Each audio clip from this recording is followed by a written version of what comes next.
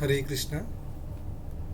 मुरारी गुप्त जो स्वयं हनुमान जी होते हैं, चैतन्य महाप्रभु की लीला में वो वैद्य वंश में, वैद्य परिवार में जन्म लेते हैं। तो मुरारी गुप्त लोगों के देह रोग के साथ साथ उनके भय रोग भी जो हैं, भव रोग भी ठीक कर देते थे, क्योंकि वो भगवान कृष्ण के बहुत बड़े भक्त थे, रामचंद्र जी के महान भक्त थे।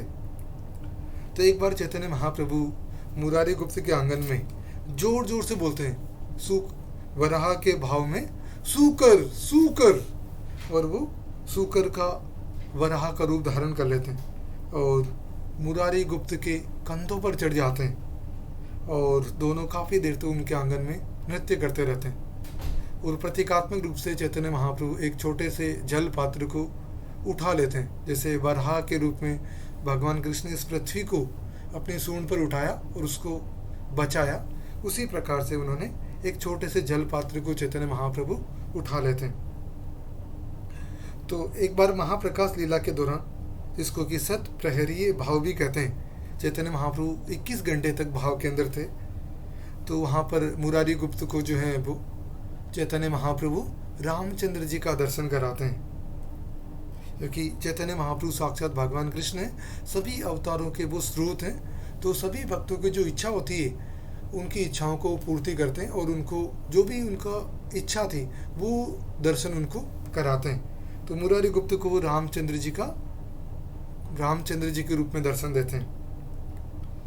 एक बार श्रीवास आंगन में चैतन्य महाप्रभु और नित्यानंद प्रभु बैठे होते हैं। वहाँ पर मुरारी गुप्त आते हैं और पहले वो चैतन्य महाप्रभु को प्रणाम करते हैं, बाद में नित्यानंद प्रभु को प्रणाम करते हैं। चैतन्य महाप्रभु टोकते हैं, हे मुरारी गुप्त, आपने सामाजिक मर्यादा का उल्लंघन करा है, आपको पहले नित्यानंद प्रभु को प्रणाम करना चाहिए और बाद में मुझे प्रणाम करना चाहिए, क्योंकि नित्यानंद प्रभु चैतन्य महाप्रभु से बड़े थे।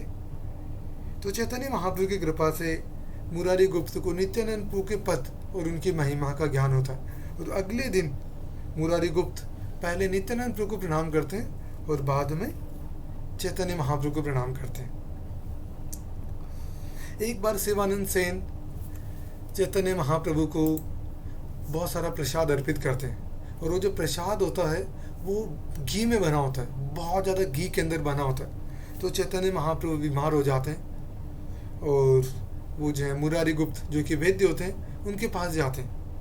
मुरारी गुप्त उनको अपने जल पात्र में से थोड़ा सा जल पीने के लिए देते हैं और चैतन्य महाप्रभु ठीक हो जाते हैं। प्रभुपाद जी बताते हैं, इंडाइजेशन की, अपच की स्वाभाविक एक प्राकृतिक जो उसका इलाज है कि आप थोड़ा सा जल पिए। तो इस प्रकार से मुरारी गुप्त ने चैतन्य महाप्रभु के साथ में बहुत सारी लीलाएं करी।